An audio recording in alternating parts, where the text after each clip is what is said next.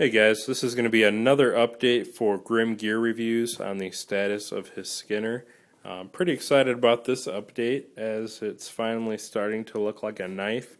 I did get the handle materials in the mail yesterday and was able to prep those and epoxy and pin those in place. And today I spent a little bit of time shaping them, polishing them up, and getting the knife pretty close to what it's going to look like when it's finished. Now the only thing I have left to do at this point is really just make the Kydex sheath, put an edge on it, and I think I'm also going to wait until a stencil comes in that I can etch onto the blade, which has the steel type as well as my first initial and last name. It's the same stencil that I normally etch on most all the knives that I make, except I accidentally destroyed my last one. It's kind of been overused and used up. Anyway, but I went ahead and ordered a new one a couple of days ago, and it may very well even come in the mail today. If not today, probably Monday, if not Tuesday. So once that gets in place, the sheath is done and the edges on this knife will be complete. But without further ado, I'm going to show you what I have right now. Now this is using new material that I have not used in the past. It's been around for a while. It's not new to the knife market, of course, but it is new to me. It's the first time I've ever used this, and the material is called diamond wood. I believe it goes by other names from other manufacturers, such as maybe ironwood or something else that's kind of escaping my mind. But what it is, it's several veneers of wood with usually alternating finishes to kind of give a light dark appearance to it. You can kind of see these wood grains, the alternating colors. That's pretty much based on the fact that it's layered like that.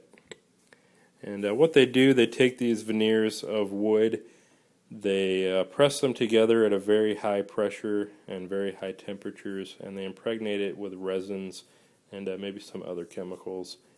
And what that does, it kind of seals everything together, makes a very uniform and consistent handle material, but one that's also very durable as well, and is much more wear resistant and durable than natural wood.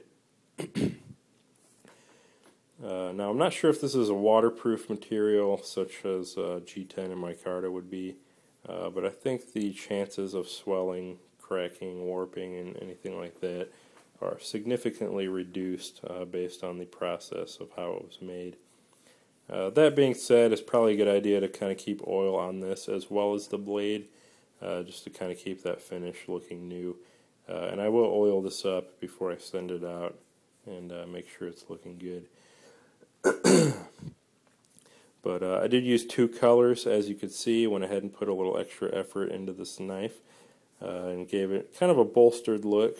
Very similar to how I did my OG blade, which was the first time I had done a two-tone handle. And it's definitely a little bit more time and labor consuming, but I think it's worth the outcome and really sets things off quite a bit nicer.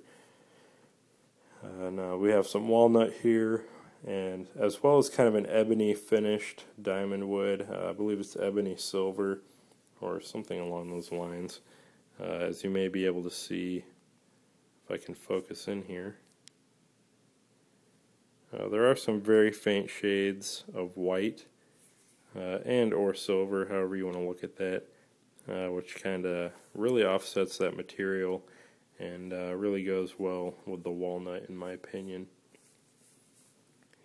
As for the handle hardware, we have all stainless handle hardware, 2 Corby rivets, which kind of serve as a dual purpose. Obviously they kind of add the shear strength to the handle so that the handles can't kind of slide off.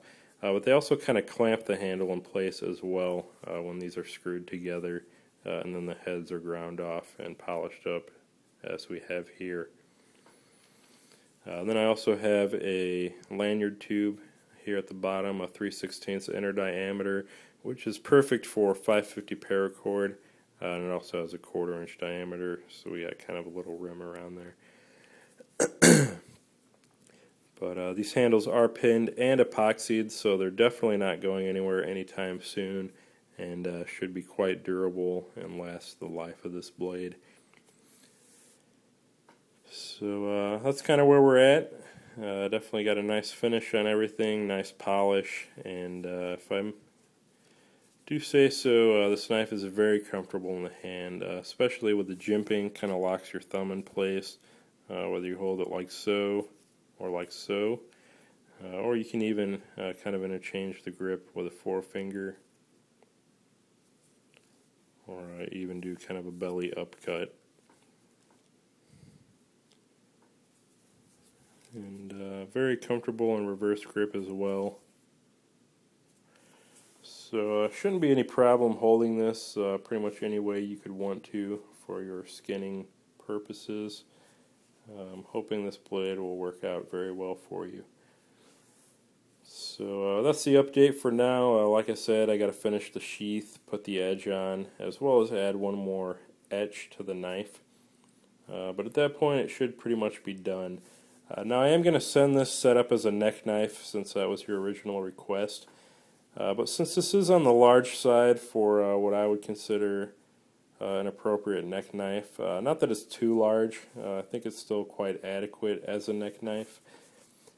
I'm still going to add an option so that it will be compatible with a Tek-Lok on the sheath. Like I said, it'll still be set up as a neck sheath and should be quite comfortable that way as well. But should you want to maybe alternate carry positions and keep this on your belt, I'm going to make the sheath Tek-Lok compatible as well for horizontal or vertical carry. And that'll just be an extra option for you should you need it. I'm not going to include the Tek-Loks as I don't have any to include. But that being said, if you already have one or if you get one in the future, it will be compatible.